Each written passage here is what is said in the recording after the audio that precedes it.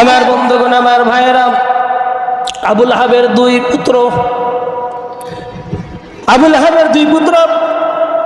এবং আবুল আহাবের স্ত্রী উম্মে জামিল যখন কোরআন আয়াত নাজিল হয়ে গেল, তাদের বিরুদ্ধে যখন কোরআন আয়াত নাজিল হয়ে গেল, তখন আবুল আহাবের স্ত্রী উম্মে জামিল তার দুই সন্তানকে ডাক দিয়ে বলতেছেন যে, হে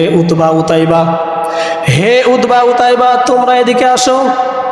তোমরা যদি আমাদের সম্পদের ভাগ নিতে চাও, তোমরা যদি তোমার বাবার সম্পদ পেতে চাও, তাহলে এই মুহূর্তে এখনই যাবে, মুহাম্মদের বাড়ির সামনে যাবে। যাওয়ার পরে মুহাম্মদের দুই কন্যাকে তোমরা দুই ভাই তালাক দিবে এবং তালাক দেওয়ার পরে মুহাম্মদের দাড়ি ধরে তাকে দুই থাপ্পড় মেরে আসবে। নাউজুবিল্লাহ। কত বড় খারাপ দিক, কত নিকৃষ্ট মহিলা। তার সন্তানদেরকে বলছে, তোমরা যদি আমার সম্পদ পেতে চাও, তোমার বাবার আবুল আহাবের সম্পদ পেতে চাও, তাহলে মুহাম্মদের দুই কন্যাকে তালাক দিবে আর তাদেরকে তালাক দেওয়ার পরে মুহাম্মদের দাড়ি ধরে তাকে থাপ্পড় মেরে আসবে। আমার বন্ধুগণ, আমার ভাইয়েরা, তাদের মায়ের কথা শুনে তারা দুই ভাই চলে গেল। যাওয়ার পরে নবী করিম সাল্লাল্লাহু আলাইহি ওয়াসাল্লামের বাড়ির দরজার সামনে যাও দেখতেছে, শ্বশুরকে ডাক দিয়েছে, মুহাম্মদ এদিকে আসো, হে মুহাম্মদ এদিকে আসো। নবীজি সাল্লাল্লাহু আলাইহি ওয়াসাল্লাম বের হয়ে আসলেন। আসার পরে বলছে, তোমরা এই সময় কি করতেছো?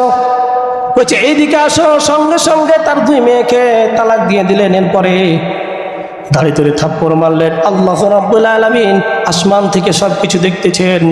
আমার বন্ধুগণ, আমার ভাইয়েরা, নবীজি সাল্লাল্লাহু আলাইহি ওয়াসাল্লাম বলছেন, আল্লাহ আমাকে গালি দিয়েছে, আমার দুই কন্যাকে তালাক দিয়েছে, আমার কোনো কি নাই, মনে কোনো কষ্ট নাই। আমাকে গালি দিয়েছে, আমাকে থাপ্পড় মেরেছে, মনে কোনো কষ্ট নাই। তবে আল্লাহ তোমাকে গালি দিয়েছে, তুমি এর বিচার করবে। আমাকে গালি দিয়েছে, আমি তাদেরকে মাফ করে দিলাম, কিন্তু আপনাকে গালি দিয়েছে, আমি কখনো তাকে মাফ করব না, তুমি তার বিচার করবে। আল্লাহ রাব্বুল আলামিন মুহাম্মদ সাল্লাল্লাহু আলাইহি সাল্লামকে ডাক দিয়ে বলছে, বন্ধু, আমাকে গালি দিয়েছে, আমি তাকে ক্ষমা করে দিলাম, কিন্তু তোমাকে যে গালি দিয়েছে আবুল আহাবের দুই সন্তান, তাদেরকে ছেড়ে দেওয়া হবে না। আল্লাহ তাআলা বলছে, তোমাকে যে গালি দিয়েছে, তুমি আমার বন্ধু, তুমি আমার অন্তরঙ্গ বন্ধু হাবিবুল্লাহ, তোমাকে যে গালি দিয়েছে, তোমাকে যে গালি দেওয়ার কারণে যারা গালি দিয়েছে, তাদেরকে কখনো ছাড় দেওয়া হবে না।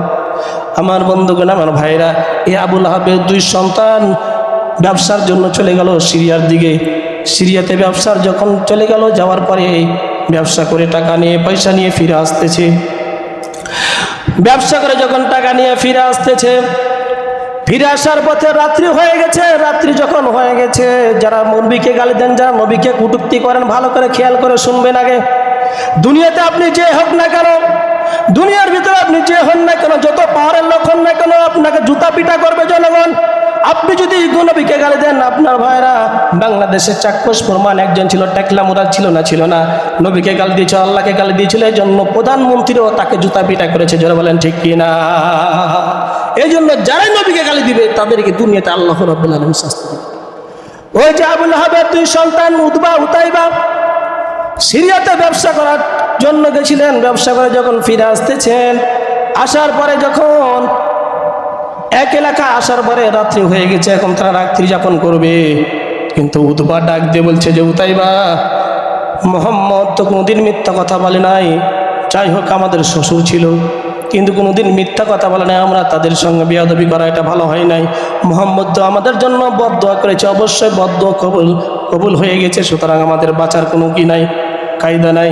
সুতরাং তার যতগুলো সেনাবাহিনী ছিল, তার যতগুলো বডিগার্ড ছিল, তাদেরকে বলল, আমরা দুই ভাই পাহাড়ের চূড়ার উপরে উঠে গেলাম, সেখানে ঘুমাবো, তোমরা আমাদেরকে রাত্রিভর পাহারা দিবে, বস্তা টেঙে দিবে, চতুর্দিক দিয়ে যেন কেউ না ঢুকতে পারে, আমাদেরকে আক্রমণ করলে তোমরা তাদেরকে প্রতিহত করবা। দুই ভাই রাত্রিবেলা ঘুমায় গেছে। আল্লাহ রাব্বুল আলামিন সবকিছু দেখতেছেন। আল্লাহ রাব্বুল আলামিন যখন তারা দুই ভাই ঘুমায় গেছে, তখন রাসূল সাল্লাল্লাহু আলাইহি সাল্লামের সেই কথা মনে পড়ে গেছে, আল্লাহ আপনাকে যারা গালি দিয়েছে তাদেরকে আপনি শাস্তি দিবেন। আল্লাহ রাব্বুল আলামিন বলছে, বন্ধু তুমি একটু ওয়েট করো, একটু দাঁড়াও, আমি তাদেরকে শাস্তি এক্ষুনি দিচ্ছি। একটা বিশাল বড় বাঘ হুঙ্কার দিয়ে যখন যাচ্ছে, যারা পাহারাদার ছিল বাঘ দেখে পালাই গেছে, সরে গেছে। বাঘ যখন তারা দুই ভাইয়ের কাছে গেছে, যাওয়ার পরে তাদের দুই ভাইকে যখন ঘাড় মটকে রক্ত খেয়ে ফেলছে, এরপরে তারা দেখলো যে দৃশ্যগুলো দেখতেছে, যারা গোয়েন্দা ছিল, যারা পাহারাদার ছিল। আমার বন্ধুগণ, আমার ভাইয়েরা, আল্লাহ রাব্বুল আলামিনকে ডাক দিয়ে বাঘ বলতেছে, আল্লাহ আমি তো বাঘ, আমার জবানটা খুলে দেন, কারণ যারা দুনিয়ার ভিতরে আপনার নবীকে গালি দিবে আমরা বাঘ হয়ে সহ্য করতে পারি নাই, কিন্তু আল্লাহ আপনি আমার জবান খুলে দেন। আল্লাহ রাব্বুল আলামিন বাঘের জবান খুলে দিলেন। জবান খুলে দেওয়ার পরে সকালবেলা যখন বাঘ বলতেছে যে, কাফেররা শুনো, তোমরা যারা মুহাম্মদকে গালি দিয়েছিলে তাদের অবস্থা এরকম হবে। আজকে যারা দুনিয়ার ভিতরে গালি দিবেন তাদের অবস্থা যেরকম আবুল হাবের দুই ছেলেকে বাঘে ঘাড় মটকে খেয়েছে, এইরকম আল্লাহ রাব্বুল আলামিন দুনিয়ার ভিতরে যারা গালি দিবে নবীকে তাদের অবস্থা দুনিয়ার ভিতরে এরকম হবে। যারা বলেন ঠিক কিনা? বাঘের ভাষণ শোনার পরে যত পাহারাদার ছিল সকলে সকালবেলা কালেমা পড়ে মুসলমান হয়ে গেছেন। আমার বন্ধুগণ, আমার ভাইরা, এই জন্য নবীকে গালি দেওয়া যাবে না, নবীকে ভালোবাসতে হবে, মহব্বত করতে হবে, নিজের জানের চেয়ে বেশি মহব্বত করতে হবে, ভালোবাসতে হবে, নবীর সুন্নতগুলো মানতে হবে।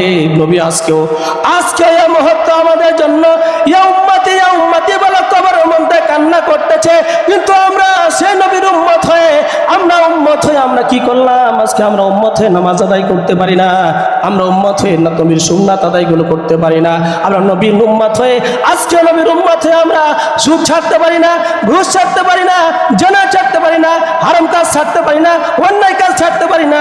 আমরা নবীর উম্মত হয়েছি, আমরা নবীর উম্মত দাবি করি, কিন্তু আমরা নবীর উম্মতের দাবি করলে কি হবে? মুখে মুখে দাবি করি, অন্তর দিয়ে নবীকে মাইনা। জোরে বলেন ঠিক কিনা? এই যে নবীকে গালি দেওয়া যাবে না।